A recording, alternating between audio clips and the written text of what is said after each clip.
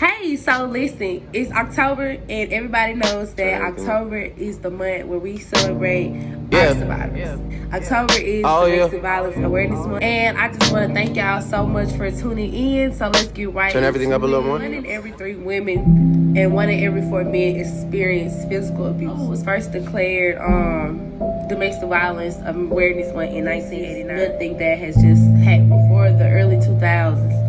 We've had cases dealing with domestic violence. One thing that I really wanted to talk about was the fact that a lot of young people experience teen domestic violence. I just wanted to kind of talk a little bit about teen domestic violence and just kind of my perspective of just what it is, just so you know a lot of people can get a better understanding of it, because a lot of people just may not know what it is. Some people know what it is, but they're afraid to talk about it because they may have experienced it. So I want to share this video just to give you all motivation to speak up. If you know somebody who's experiencing domestic violence, please share this video with them. Make sure you all also share the information for the hotline so that we can make sure that the people we love and care about are able to get that same. So I remember, like, it was a time in one of my recent relationships, and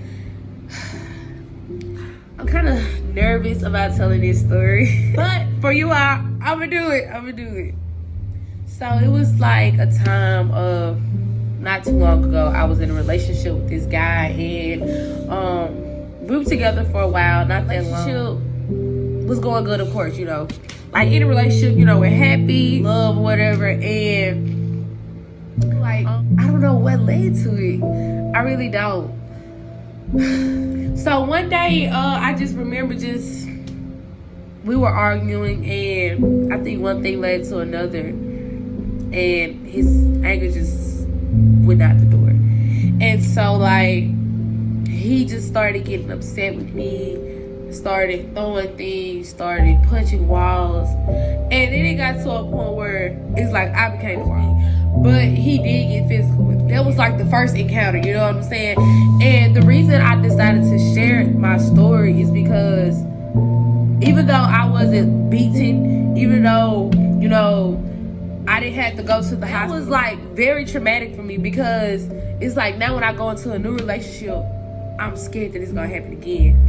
And so being that young, because I'm only 20, y'all. So being that young, going through that with somebody, I was afraid to tell my family. I was afraid to tell friends because you know, it's like being young, you don't want nobody to judge you. You don't want your family to judge you. You don't want nobody to look at you crazy. Like, girl, it's difficult to talk about it. And I think I'm happy now that I can share it, you know, with people, because a lot of times we need people like me to share things that we've been through, because you never know who needs to hear that, just to actually be like, you know what, I'm really going through some shit and I need somebody to know through it too, you know what I'm saying? And a lot of times, like, going through that physical abuse, you know, whether somebody is just pushing you, slapping you, beating you, literally, it doesn't matter. Like, it's all traumatic. And I think that's the worst thing about it, is the PTSD from it. The trust issues, the broken love. I just want to say that there's a healing process. It took a while before I let anybody in, like, because I was at a point where I was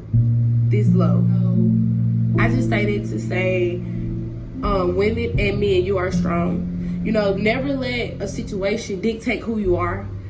Know when to leave. Know when to say no.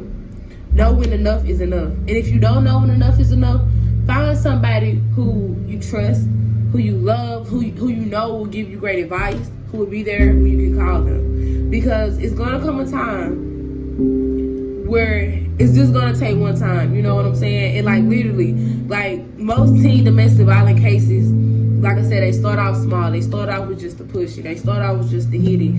And then it becomes violent, you know what I'm saying? And before it gets to that point, you want to stop. So, like, there has been a substantial decrease in domestic violence cases. There are still people in intimate relationships with others that are getting physically abused. So if you know a friend, family member, please make sure you help them by reaching out to different hotlines to get them the help they need. I thank you all so much for watching this video and listening to my story. I hope that a lot of people can take in something from this video.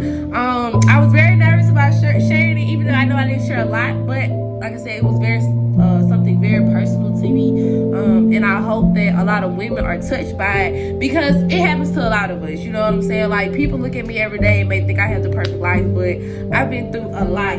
You will not be heard, because I will listen. There are people who will listen to you. You know, never feel like nobody's gonna listen. Somebody's gonna make sure that we're reaching out a hand and that we're always staying united. Like I said, this month is Domestic Violence Awareness Month, and it's the month of unity. Love y'all.